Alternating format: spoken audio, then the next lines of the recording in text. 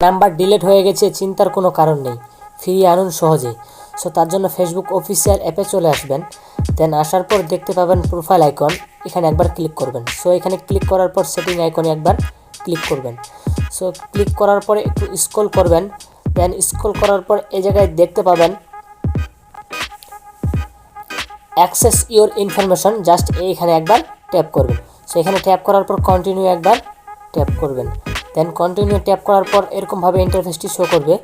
So এখানে আসার পর দেখতে পাবেন পার্সোনাল ইনফরমেশন, যে নাম্বারটি দেওয়া আছে এখানে একবার ক্লিক করবেন।